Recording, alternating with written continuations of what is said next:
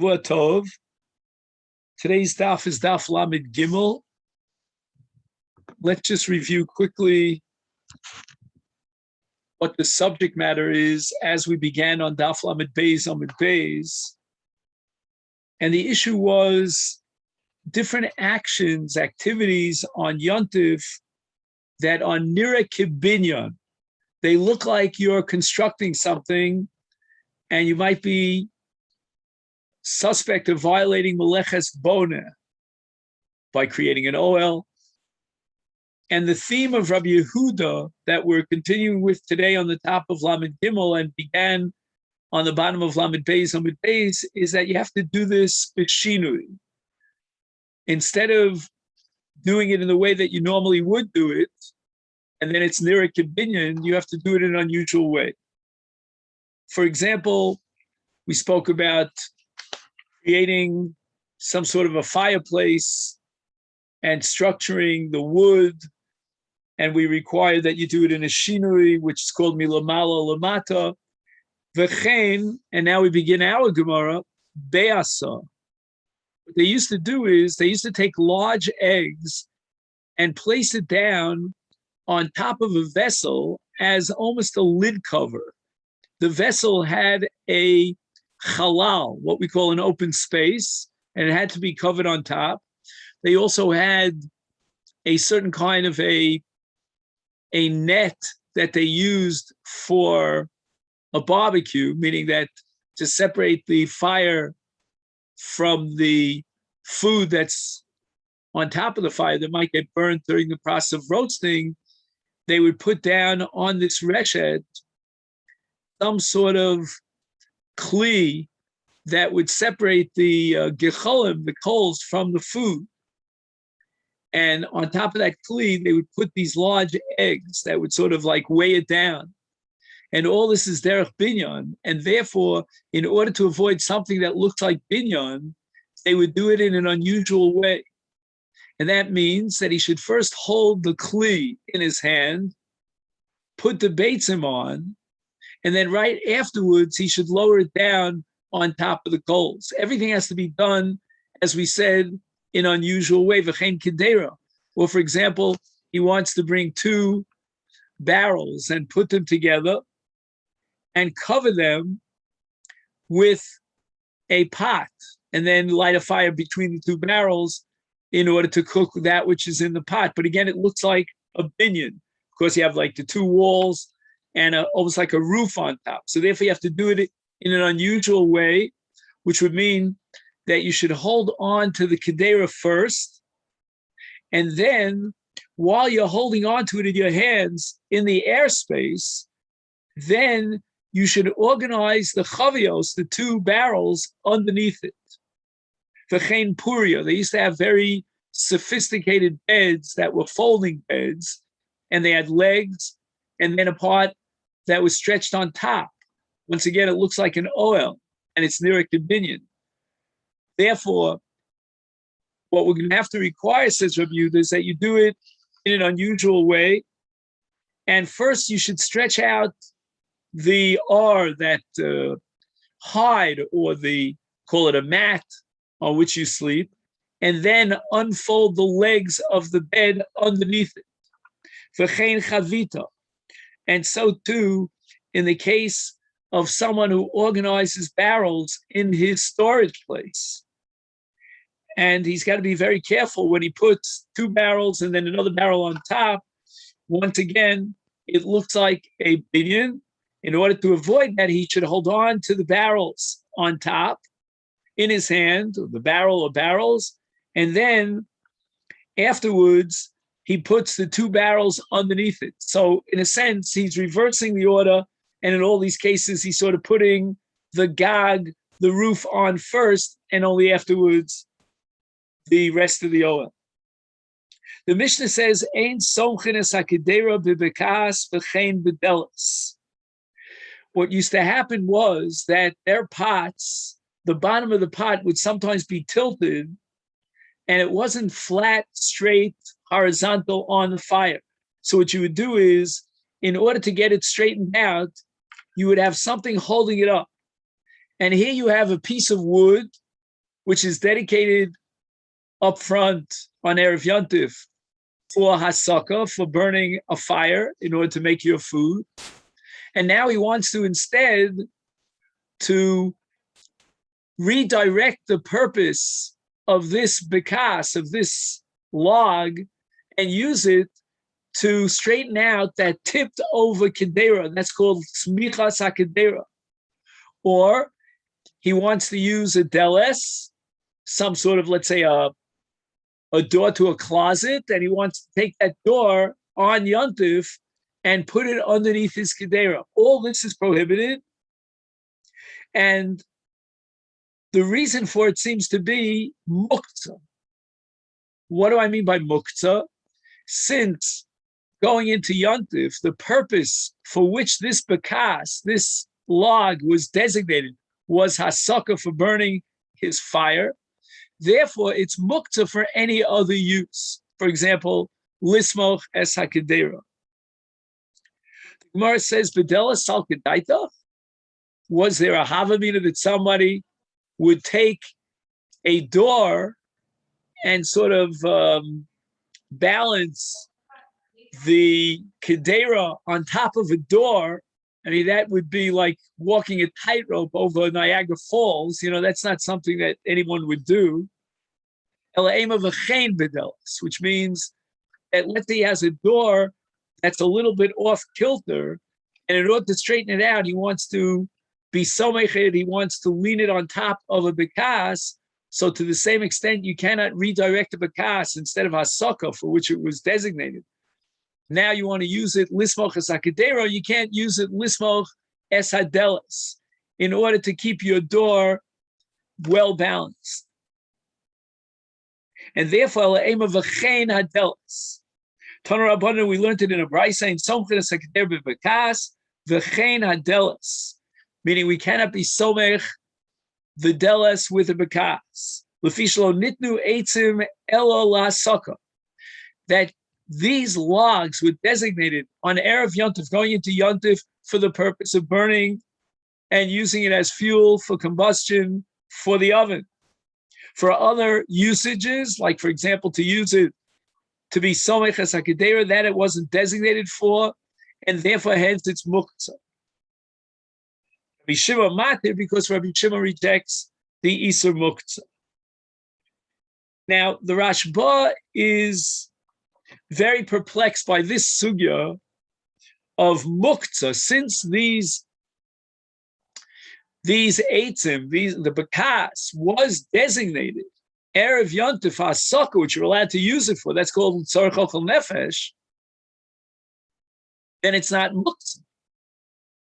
And if you have something that's dedicated for one use, you're allowed to use it for another use, it's not muktzah.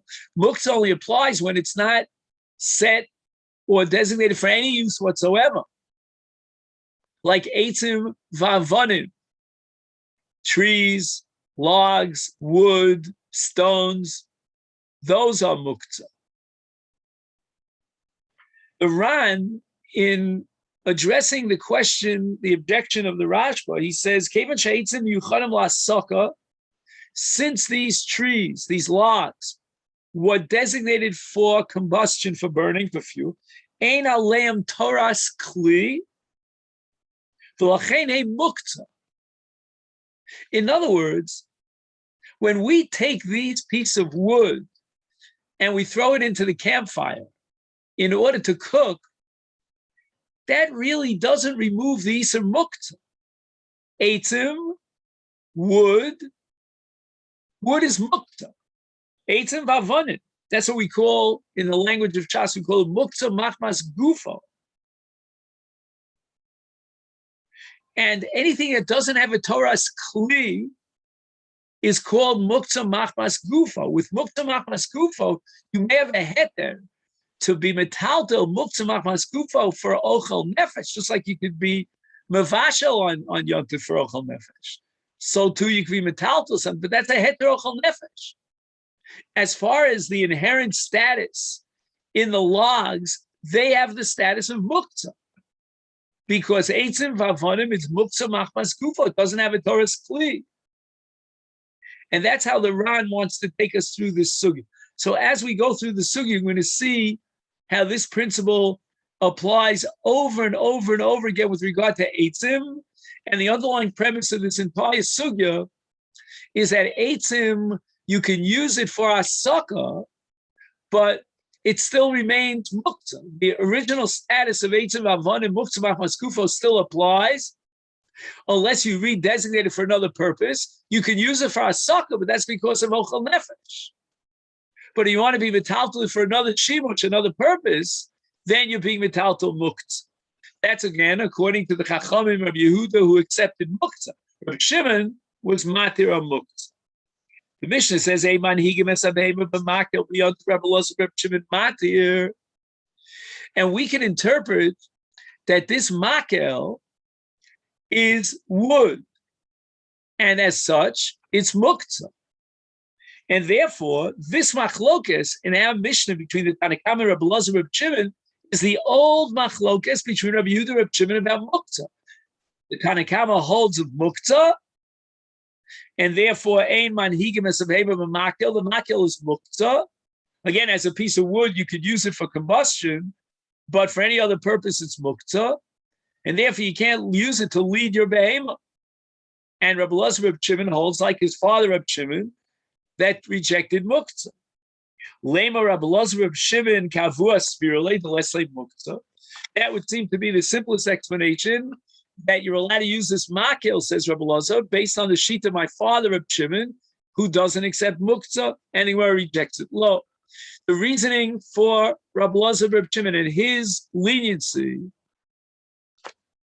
is not in any way connected to the issue of muktzah.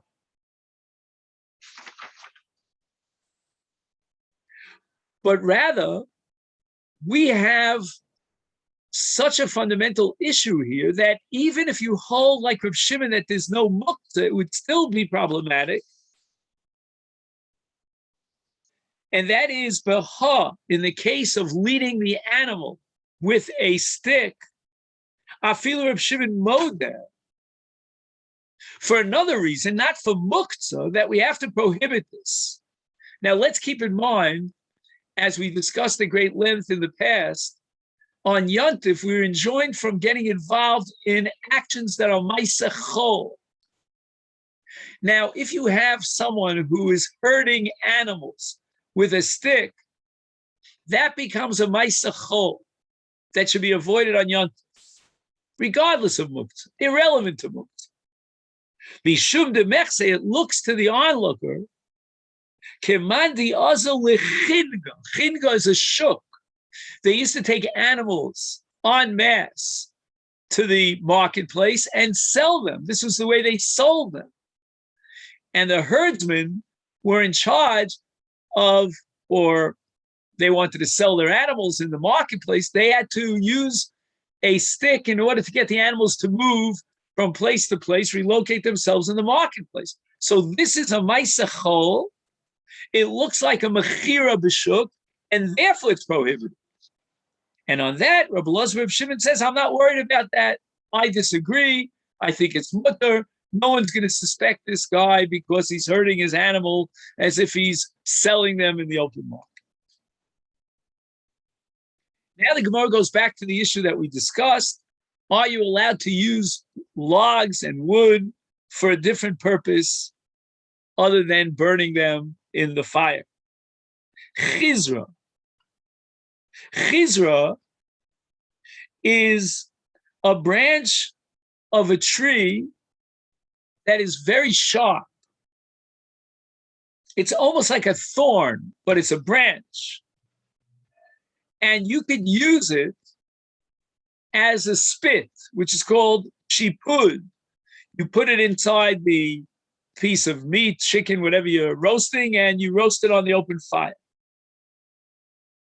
However, if you ask up front, Erev Yontif, what it's designated for, it's a piece of wood. And wood, by definition, is dedicated and designed for combustion. So Rav Nachman says you want to use it as a spit in order to roast your chicken, you're not allowed to do so. Rav Sheshet Shari. Rav Sheshes says it's mutter. So the Gemara now clears the area of this machlokas. Beritva, beritivasa, if it's wet, it's a moist piece of wood, which means you cannot use it even as firewood because it's too moist.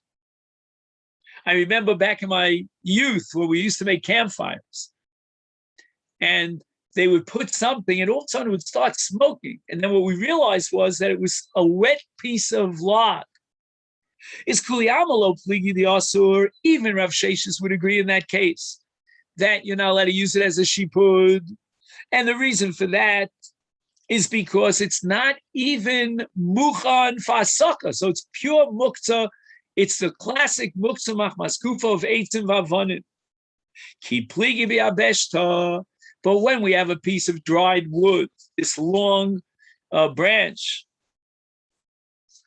Mandi Asar, according to Rav Nachman, why aren't you allowed to be metaltal this?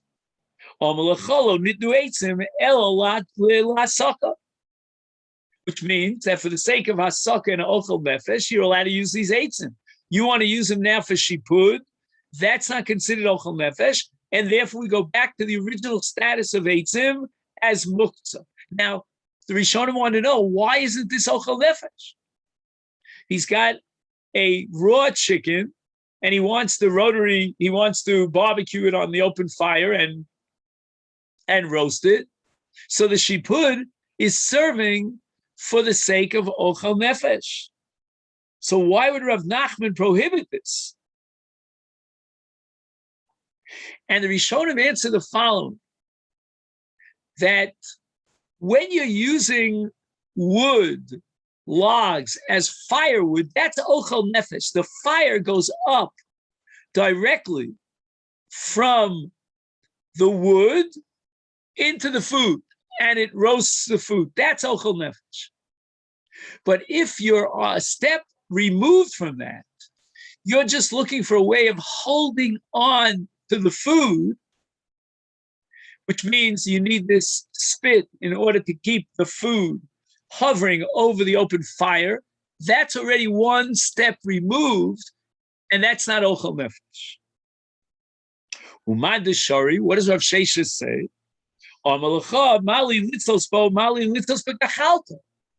You're allowed to use a dry piece of wood for combustion. What happens is you light the fire on the wood turns into coals, and the heat and the fire comes up from the coals. Nobody questions that. If you're using it as a spit, then basically that is tzliya, that is roasting. Although again, you haven't converted it into coals, gacheles, but nevertheless you're using it for roasting purposes. So what's the difference between using this piece of wood for roasting as a spit and using the wood as combustion by converting it into coals? Just like you're allowed to be metaltal something for the purpose of creating coals, so too you're allowed to be metaltal it for the purpose of a shipud. Ikad diamri. Now we have a lishna basra. Biabeshta kuli amalo pligi d'shari. Everybody would agree that you're allowed to use a dried piece of wood as a spit in order to roast your food. Ki pligi b'retivata. The machlokas between Rav Nachman and Rav Sheshes is about a wet, moist piece of log. Because in this case, if you throw it into the fire, it's going to smoke. It's not going to be functional in the proper way. So I understand Rav Nachman. And the Yosser Rav Nachman, lo chazi la saka. It's totally muktzah. It's eitzim vavanim.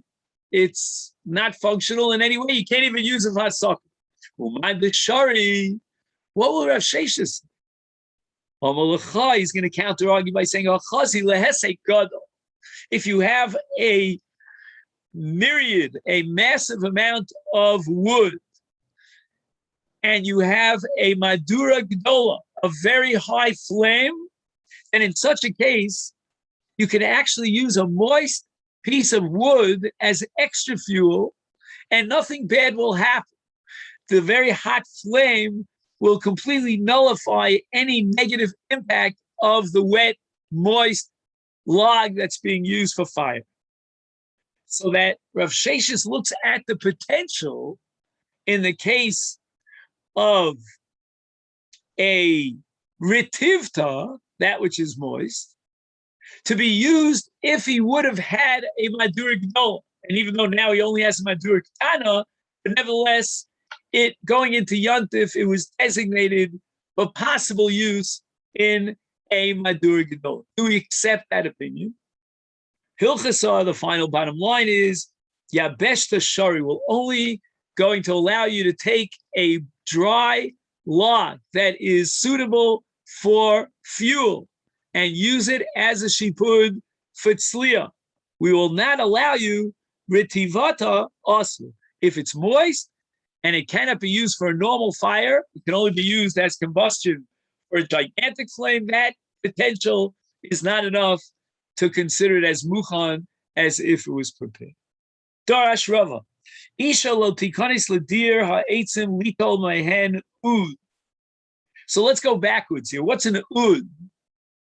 Ud is a long piece of wood, a long stick, I would say.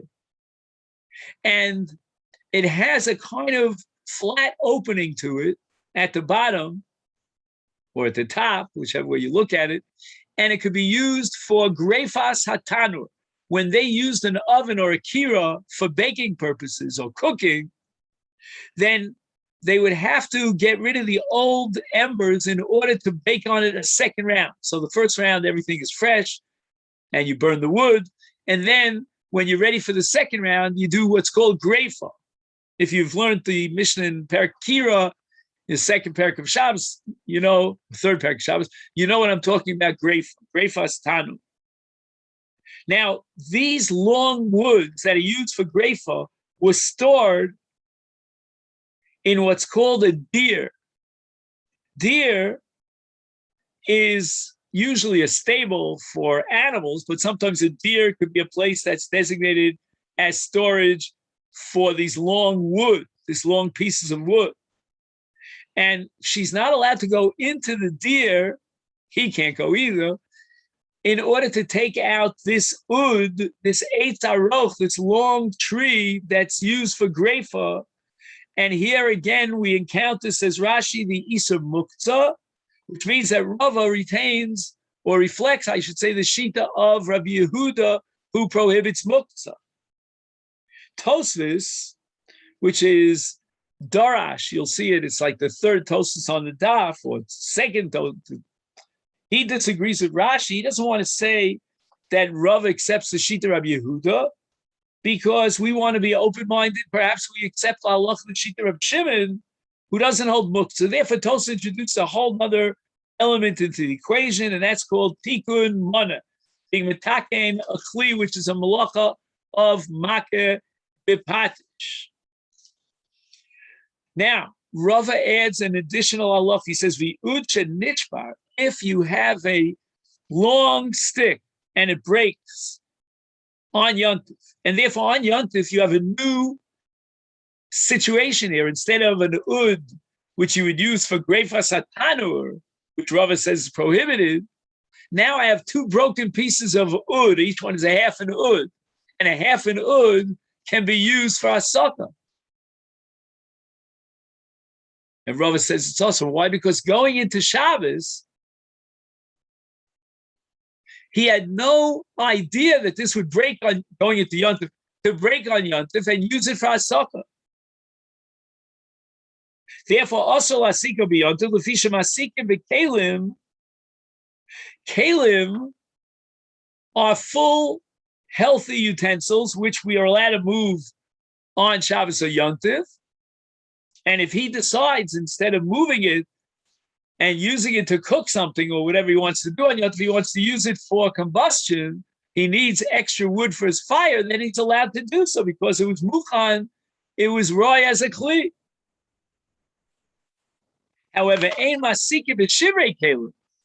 If a kli breaks on Yontif, now it doesn't have that hachana of a full-fledged perfect kli, And it's not Roy.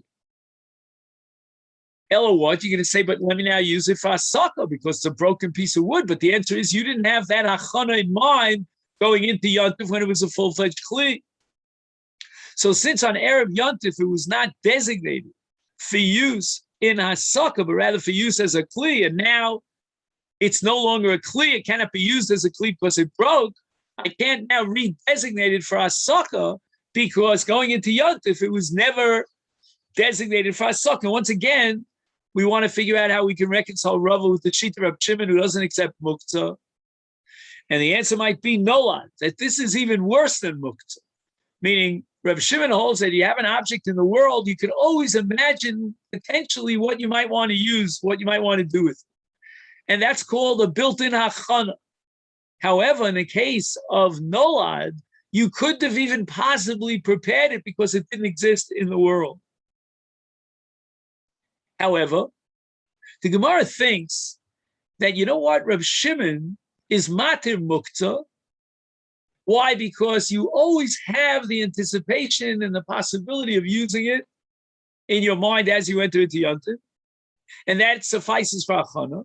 Even nolad. We're not talking about nolad of something that, is yesh me'ayin, like Breishis Bar Elokim, that he couldn't have possibly anticipated and prepared for. No. We're talking about something that might break, and then it can be used for asaka. And therefore, if Shimon would agree that this is awesome. Therefore, should we say the Rava Rab Yehuda Sfira Le Disle Muktzah? Maybe Rava, by process of logical deduction, has to agree with Rabbi Yehuda, and he accepts Muktzah. And therefore, you cannot move these eitzim for any other purpose other than asaka. For Amalei Rava L'Shami, Rava says, Shami, Tveli Bar Avza, please roast for me a duck on Yontif. Ushdei Me L'Shunra, and take out its inner kishkis, the intestines, which I'm not in the mood to eat that on Yontif, and throw it to the cats. Now, according to Rabbi Yehuda, that there's an Isur Muktzah, you would not be allowed to take the intestines and throw it to the cats. Because on Erev Yontif, what was this duck designated for? For Achilas Adam. You didn't designate it for feeding your cat. And here Rava told his Shammai, his second in command, to take the intestines after he checks the duck and throw it to the cats. That can only work out, according to Reb Shimon, to Leslei Muktzah. Cannot be reconciled with Reb Yehuda, Islei Muktzah. When it says Hassam, no. You don't understand. When Rava permitted his Shammai to feed the cats with the intestines after, he was permitting something which even Rabbi Yehuda would permit. And why is that so? Keva the Misrachi may esmol daite. He knows up front that the intestines, Misrachi, they spoil very quickly. And they're only good to feed the cats, but not as human food.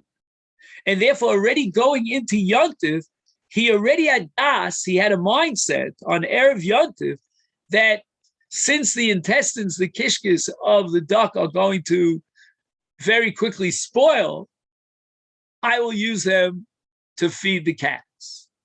And therefore, even Rabbi Yehuda would agree, he would admit in this case, that there's no Isur Tilta. And that leads us to the Mishnah here on the bottom of Daf Lamed Gimel Amud Aleph. This Mishnah goes back to the issue of taking small pieces of wood and breaking off a thin toothpick's worth of wood. Rabbi Eliezer Omer notel adam kesam shelafonov lachtos bo shinov. Rabbi Eliezer permits a person to take a small log and remove a toothpick from the small log in order to clean his teeth. Umagabev minachotzer umadlik. And in the case of gathering together these small twigs, these small pieces of wood, in order to use them as firewood, then you're allowed to even go back into your chotzer, into your courtyard, and get down on all fours with a tircha gedola and expend a lot of energy to gather together these small twigs so that you can throw them into the campfire for fuel. The Chachamim omrim megabev shelefanov umadlik. You're allowed to collect the kismin, these small pieces of wood, and use them for adlaka, but only mishalafanov, not to go back into your chotzer, into your storehouse, but rather inside your house. Gather them together and use them as fuel, but to collect them from the chotzer, and they're very small and require a great deal of tircha in order to gather them together from the chotzer, that we're not allowed to do. Now, as far as what would the Chachamim say about the Reisha of Rabbi Eliezer, of Netilas Kisem Lefanav, is here, Rashi claims that the Chacham would reject Rabbi Eliezer entirely, even in the case of bias, meaning even Lefanav, because those Chacham are of the opinion that you could only use the eitzim as firewood ladlaka, but not to make a toothpick out of it to clean your teeth, because again, eitzim, stam eitzim, are designated for hasaka, but not for any other purpose, any other use. So hasaka, we said, is l'tzar ochel nefesh, but removing a particle from between your teeth, that's not ochel nefesh. Once again, Tosfos, Dibra Maskil, V'chachamim on the bottom of the Amud are not happy with Rashi here, because according to Rashi, it comes out that the Chachamim hold like Rabbi Yehuda, and they accept Isur Muktzah, and that's Shalot Ilchasa, because we accept the halacha like Rabbi Shimon, that there's no Isur Muktzah. Therefore, Tosfos reinterprets this Gemara, the Chachamim prohibit taking a kisem, lachzos boshina of a toothpick, not because of muktzah, but because of a gzera, that we're afraid that he might fix it up really nicely, make it a sharp, thin toothpick, and that would be a gemar kli. That would be creating a kli. The Mishnah continues, Ein motzian es ha'ur, you're not allowed to create fire on Yom Tov, lo min ha'eitzim, not by taking two trees and what's the word I'm looking for, and putting one against the other, and lo min ha'avonim, or to take two rocks and bang them against each other. Lo min ha'afar, they used to somehow dig into very tough karka, very tough ground, and where they were digging, a fire would come forward. You're not allowed to create a fire in that way. V'lo min ha'rafim, rafim, we call it shingles. These are pottery vessels, earthenware vessels that have an empty space inside them, and they use them to cover various kinds of barrels and so forth and so on.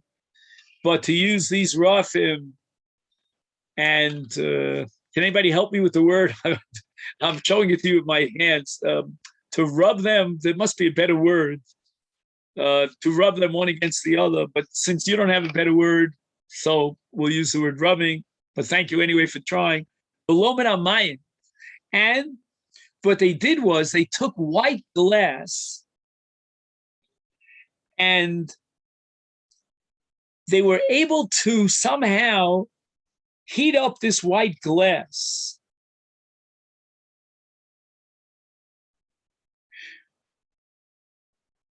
And what they had was they put water into the white glass. The white glass was underneath the burning sun on a very hot day. And as a result, when the water heated up in this white glass, a fire would come out. Or at least what they would do perhaps was they would take a piece of flax and they would attach it to this very, very hot white glass, and it would go up in flames. All this is prohibited on Yontif because he's creating a new fire. And the Mishnah concludes, V'ein malabnim es harofim litzos mehem. And we don't heat up these kinds of pottery shingles on Yontif in order to use them for roasting purposes. And we'll see how the Gemara is going to explain it. Omar Rabbi Yehuda.